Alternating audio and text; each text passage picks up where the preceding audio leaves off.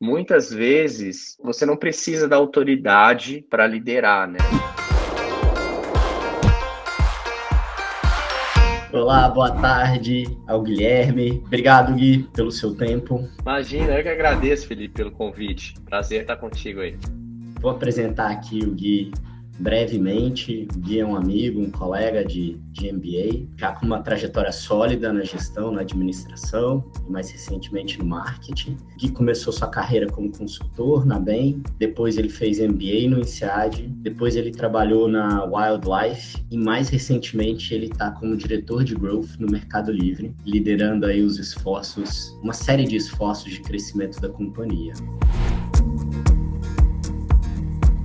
Começando, Gui, aqui um pouquinho mais sobre você. O que você acha que te levou até aqui na carreira? Hoje você está como diretor de uma das empresas mais desejadas do Brasil. E aí, o que você fez na trajetória que te permitiu chegar nessa posição? Cara, acho que algumas coisas, né? Acho que tem um ponto de sempre querer aprender, de sempre querer melhorar, então acho que a fome de aprendizado é algo constante. Acho que a flexibilidade de não seguir dogmas, de ouvir o outro e de tentar aprender com o que o outro está contando também é super importante. Acho que de ir me conhecendo ao longo da jornada e adaptando as minhas escolhas, dentro e entre companhias, dentro de cada companhia e entre companhias, as escolhas ali das missões que eu ia tomar. Esses são os fatores que me ajudaram a chegar até aqui, além de estar aí rodeado de pessoas que me empurram para frente, seja nos meus times,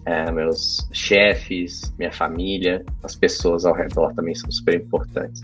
Legal. Para quem está no comecinho, e olhando para trás, lá no começo, o que o Gui lá de trás gostaria que alguém tivesse contado para ele? Dá 3 dicas aí para todo mundo. Cara, eu acho que a primeira delas é essa de ser flexível. As coisas vão mudando, né? Você não sabe o que você não sabe. Ainda mais no comecinho, você tem pouca visibilidade do que vai ser daí a 10, 15 anos, né? Então, eu acho que aprender um pouquinho de cada coisa, ir testando e experimentando, eu acho que é algo que acho que eu devia ter valorizado um pouco mais ali no começo. Ficava encantado com o poder da especialização em algum assunto muito específico, e hoje eu vejo que, a primeira vez que eu ouvi falar de performance marketing foi lá no INSEAD, uma das professoras lá falou um pouquinho sobre os leilões no Google, que naquela época era muito diferente do que a gente tem hoje, e eu olhava aquilo e falava, nossa, nunca vou mexer com isso, a minha praia é outra, e hoje estou aqui. Então, eu acho que essa abertura para testar hipóteses é a principal. Hoje, o pessoal fala muito descobrir sua paixão, propósito. Eu acho que propósito é super importante, mas eu acho que não vai ter um dia assim que vai aparecer na sua frente. Isso, pelo menos isso aconteceu comigo, de aparecer assim na frente. Nossa, isso aqui descobri a minha paixão é X. E esses statements, eu acho que muitas vezes eles são carregados de umas coisas que não são muito práticas, assim, né? Na vida real mesmo. Então, acho que nessa busca de, eu vou me apaixonar, acho que às vezes a gente esquece que no começo a gente está testando hipóteses e vai descobrir onde tem um match da demanda com o que a gente é talentoso, esse match vai acontecer em algum momento, de alguma forma que às vezes é imprevisível. Vamos falar agora de liderança. O que é um bom líder para você, Gui? Seja aqueles que te lideram, mas ao mesmo tempo você enquanto líder. Cara, eu acho que tem duas coisas bem, bem importantes aqui. A primeira delas é tomar a responsabilidade, né? Então, acho que pior coisa é quando aí o líder joga os seus para baixo do ônibus para ser atropelados e não assume as consequências das decisões que toma, né? Acho que, é super importante para um líder avaliar o contexto, entender o que são as grandes decisões dentro daquele contexto, ouvir as pessoas e tomar responsabilidade. Eu acho que isso é fundamental. Outra característica que eu valorizo muito é de empurrar a barra para cima. Então, eu adoro trabalhar com líderes que me ajudam a entregar um trabalho que sozinho eu não teria conseguido. E eu tento fazer isso também com os meus times, de elevar a barra e fazer isso de uma forma com que o ambiente de trabalho seja agradável. Acho que já tive em ambientes de trabalho em que a barra era elevada meio na pancada, e aí o que acontecia era que aquilo não é sustentável, ninguém aguenta ficar ali muito tempo, e ao mesmo tempo também tem um outro cenário que é de complacência, onde a altura da barra vai ficando em segundo plano, quando você vê tem um time que não está realizando o seu potencial máximo, e isso também leva as pessoas a buscarem outros ambientes. Então, eu acho que esse balanço de elevar a barra, manter um ambiente de qualidade, um ambiente agradável, é uma característica também que eu super valorizo nas pessoas com quem eu trabalho. Como que a gente se torna um bom líder, Gui? E aí, a gente aprende aonde isso? Cara, difícil, né? Eu acho que tem duas coisas aí que são importantes. Acho que a primeira é ter referências, né? Então, escolher bem as pessoas com quem a gente vai trabalhar. Isso, desde lá da época da consultoria, eu tive aí ou a sorte ou a competência de escolher pessoas muito incríveis para estar comigo, que me ajudaram muito. Eu acho que também, a partir de um certo ponto, você começa a precisar de algum referencial teórico, seja aí tomando algum curso, lendo. Eu tenho gostado de ler muito, né, a respeito. Eu acho que tem alguns livros que me ajudam a me tornar um bom líder, que volta e meia eu vou ali e dou uma olhada. Ou então, autores, sei lá, o Simon Sinek, por exemplo, fala um monte, né? Um cara que dá uns insights muito legais. E aí você vai lendo, tendo referências e formando seu estilo, né? Então, você nunca vai ter ali exatamente, vou replicar isso aqui. Porque no fim do dia, você tem que ser autêntico também. E ser autêntico, eu acho que requer aí se conhecer bastante. Dá 2 recomendações, então, de livros. Você deu um autor, mas dá 2 nomes de livro aí pra galera. Cara, eu acho que tem um que é o 15 Commitments of a Conscious Leadership. Esse é um livro muito legal. O nome é autoexplicativo. Os primeiros commitments têm uma qualidade muito superior aos últimos. O livro como um todo, ele me ajudou bastante. Então, esse é um. Tem um outro que é o da Netflix, do Reed Hastings, que é uma companhia que tem um estilo e de liderança, uma cultura que eu acho que tem coisas interessantes para buscar. Obviamente tem pontos que também não faria igual, não faço igual, mas tem ali uma fonte muito legal de inspiração. O último é o 5 Dysfunctions of a Team, que é uma fábula. Ali tem um exemplo fictício de um time que tem problemas, e os problemas que eles listam ali são bem comuns, na minha opinião. Então, esses 3 livros aí, eu acho que são uma referência muito interessante de como liderar. Sabe que eu lembrei aqui, a gente estava falando que a gente estava no INSEAD. Uhum. A gente tinha um professor que eu gostava muito, que eu não vou lembrar mais o nome dele, mas de liderança. E eu lembro de fazer essa pergunta para ele, né? Cara, eu quero me tornar um líder, né? Tava ali no começo da carreira. E aí, não é bem aqui na sala de aula e tal, cutuquei ele, ele já era mais experiente, deu uma risada. E um dos conselhos que ele me deu, que eu achei muito interessante, ele falou: se coloque sempre em posições que você vai ter que exercer liderança. Eu falei, mas não depende só de mim. Ele falou, algumas vezes não, outras sim. Por exemplo, você já foi síndico de condomínio? Você já foi capitão do time de futebol? Eu falei, não, nenhum nem outro. Ele falou, pois são 2 situações de liderança e difíceis. Toda vez que você se coloca em situações onde você tem que exercer sua liderança, usando da sua influência, sem o seu poder hierárquico, você vai se desenvolver ainda mais como líder.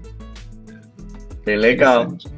Foi interessante. Bem interessante mesmo. Formas diferentes também, às vezes, para quem está no começo e que não tem ainda um time formal para vocês testar aí alguns conceitos. Sim, eu acho que sim. E eu acho isso bem interessante de que muitas vezes você não precisa da autoridade para liderar, né? Então há uma confusão entre os dois conceitos e os times, eles volta e meia vão ter decisões difíceis para tomar, né? Então eu mesmo tenho uma decisão super difícil, tá na minha mão agora.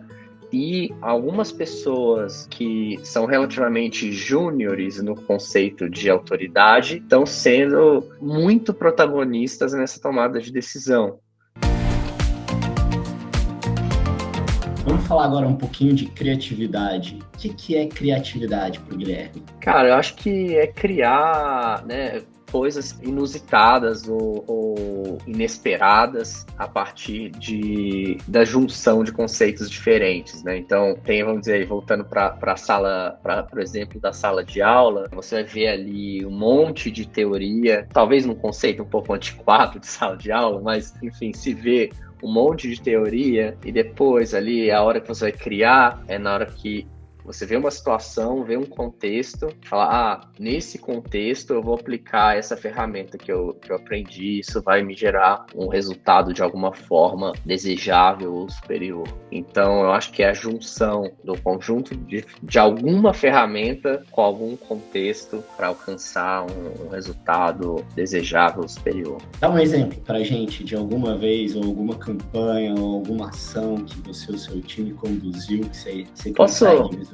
Dá um exemplo aí do Super Bowl, que eu fiquei muito impressionado com o que os caras fizeram, né? O Super Bowl, é super famoso aí de ads, né? E geralmente tem um tema da criação do ad, né? E foi um player de cripto que os caras gastaram 14 milhões de dólares para botar um ad que era o QR Code passando com fundo preto, né? E o QR Code levava para o download do app dos caras. Eles saíram da posição 386 no ranking dos Estados Unidos para a segunda. Pô, fazer isso com paid marketing, que a gente está acostumado aqui de performance, provavelmente teria custado muito mais por install do que aquele ad que eles pagaram. E os caras, eles juntaram ali alguns conceitos que são óbvios para quem trabalha com performance, com uma ideia de branding ali de causar um choque, uma surpresa, uma curiosidade para ver o que estava por trás daquilo ali. E a junção desses dois conceitos, que muitas vezes, a maioria das vezes é isolada, produziu um resultado muito fora da curva. Então, eu acho que ali é um exemplo de criação, de criatividade que me impactou muito. Porque você fala, eu sei o que é um tracking link, eu sei o que é um QR Code, eu sei o conceito de gerar curiosidade, eu sei que esse conceito leva as pessoas a tomar um certo comportamento. Eu sei tudo isso, mas alguém que também sabe, vou juntar isso em uma única solução. É aí que eu acho que está a criatividade. Eu acho o exemplo fantástico e eu só adiciono nele a coragem dos executivos. Porque ao mesmo tempo você tem que ter uma coragem grande de você pegar 14 milhões de dólares e falar, eu vou fazer um comercial que só tem uma tela preta e um QR Code vermelho, se eu não me engano. Não lembro agora a cor, mas foi... Acho que é isso. Mas enfim, é um QR Code numa tela. Então também tem que ter um quê de coragem para você fazer algo diferente, né? Sair do senso comum. Exatamente. Eu acho que essa coragem, eu concordo com você, eu acho que essa coragem vem de ter uma narrativa sólida e ao mesmo tempo simples. Quando a narrativa começa a ficar complicada demais, das motivações por trás de uma certa ação, seja ela de marketing ou não, geralmente tem algum problema, né? Eu acredito muito em soluções que eu consigo explicar para minha mãe, para minha avó, olha, é isso, a gente vai fazer isso por esse motivo. Quanto mais clareza e simplicidade é possível articular um plano, eu acho que tem maior chance dele ser um sucesso. Então, nesse caso aí, isso ajuda a ter essa coragem que você está citando. Mas sim, se não tivesse ali um time disposto a correr esse risco, eles teriam feito uma peça esteticamente interessante, que tivesse ali alguma inovação em alguma dimensão específica, mas que dificilmente seria tão memorável quanto essa. Legal, Gui. Agora vamos falar um pouquinho de estratégia no marketing, né? Uhum. O que é estratégia no marketing? A gente que veio da consultoria, eu tive esse problema, eu levei um tempo para entender isso, cara. Ainda me debato às vezes. Porque às vezes eu estou em alguma reunião e a pessoa está usando a palavra estratégia dentro de um contexto de marketing que não necessariamente é a mesma estratégia que a gente viu lá na Bain, na McKinsey, lá em outros lugares. Essa é uma boa pergunta, porque é um termo que o pessoal aí é muito comum usá-lo para descrever algumas coisas que muitas vezes são bem táticas, né? Eu acho uma excelente pergunta. Então, assim, voltando com o tema da simplicidade, das narrativas, né? Acho que quem vai montar uma estratégia de marketing tem que começar entendendo o que é o objetivo do negócio, né? Então, olha, eu estou inserido num contexto cujo objetivo a gente está num momento de trazer mais lucro para o top line que a gente já está trazendo, ou eu preciso crescer brutalmente o meu top line agora, ou alguma coisa aí no meio do caminho, que costuma ser o mais comum. E aí, eu acho que entendendo isso, você pode desenhar estratégias do tipo, olha, para chegar nesse objetivo de negócio, a gente entende que tem que ampliar o número de canais com que a gente trabalha, ou a gente tem um trabalho de catch-up em relação ao mercado nas taxas de conversão, ou então preciso diminuir a dependência de um canal específico. E aí, isso vai desdobrando em ações que vão te permitir escolher quais brigas comprar. Então, no fundo, eu acho que a estratégia é contar como a gente vai atingir os objetivos do negócio e isso vai nos dizer onde nós vamos colocar nossos recursos escassos. Essa é, para mim, a definição. E eu entendo que isso é extremamente importante. Por quê? À medida que os times vão crescendo, as pessoas vão perdendo a clareza da conexão entre o que elas estão fazendo e esse objetivo maior do negócio. Então, é aí que surgem aquelas coisas, tô fazendo uma coisa muito operacional, ou tô fazendo uma coisa de que eu não gosto tanto. Para mim, quando eu escuto essas coisas, isso tudo me remete a eu não entendo muito bem a conexão do que eu estou fazendo com o que a empresa espera. Então, para mim, a estratégia de marketing deveria fechar esse gap. Então, aqui no Mercado Livre, por exemplo, eu abri o ano escrevendo um documento que explicava isso. Olha, a nossa visão para esse ano é atingir esses objetivos. Isso significa ser bem-sucedido. E aí, naquele documento, e esse documento eu mandei tanto para o meu chefe, como para todas as pessoas que reportam para mim, direta ou indiretamente. E isso criou um nível de clareza que ajuda muito, porque quando tem uma decisão difícil, a gente tem algum princípio para ajudar a tomar essa decisão. E as pessoas, no seu dia a dia, podem tomar micro decisões que estão coerentes com aquele plano mais alto nível, né? E sempre vão ter decisões difíceis, e geralmente elas são do que matar. A gente tem assim, não, nós vamos fazer isso, vamos fazer aquilo, aí você termina com aquela listona de coisas. Geralmente esse é o caminho para você trabalhar um tantão e entregar pouco. Então eu gosto mais de escolher algumas batalhas que são aquelas nas quais eu acredito que eu vou fazer a maior diferença. Faz muito sentido para mim. Eu concordo com você. Eu sempre começo falando para os meus alunos, a estratégia, ela depende fundamentalmente do objetivo que você quer. Que ela nada mais é do que um mapa para um caminho, mas se você não souber aonde você quer chegar, qualquer caminho te serve. Exato.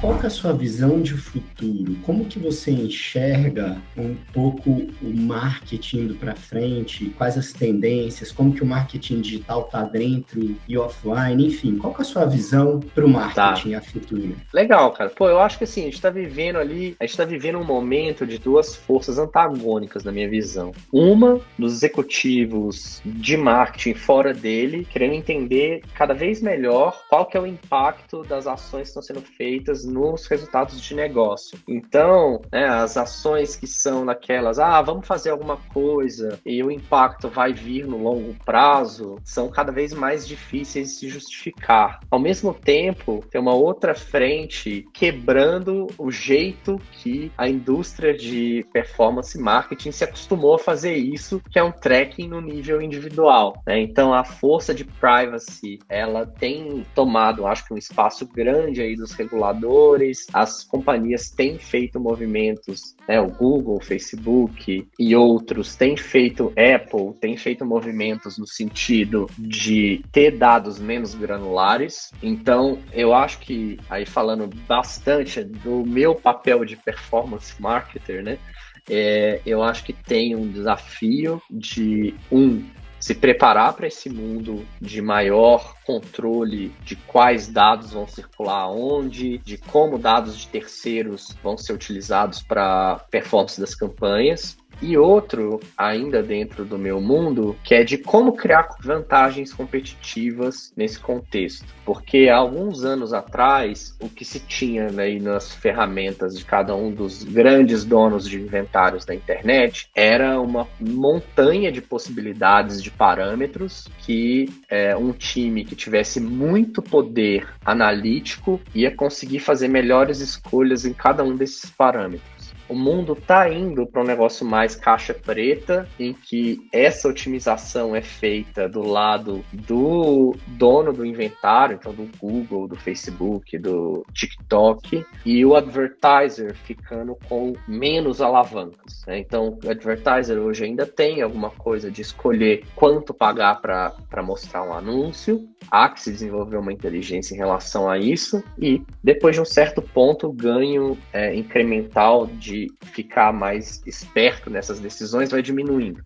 Tem uma outra alavanca de criativos, que os ganhos são muito grandes, na minha opinião, mas é um problema super difícil, é muito aberto, né? E no fim do dia, a pergunta que você está tentando responder é: qual é a peça que eu vou mostrar para cada público com quem eu quero interagir?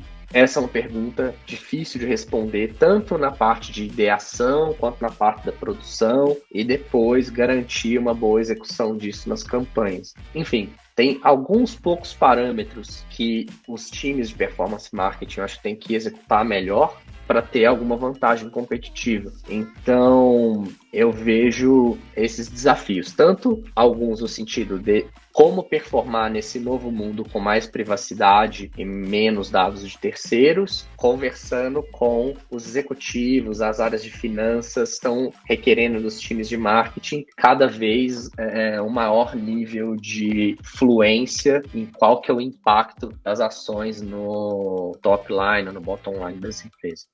Gui, obrigado pelo tempo, por compartilhar conosco aí um pouco da sua visão e da sua experiência. Imagina, eu que agradeço o convite, cara. Foi muito legal aí o bate-papo.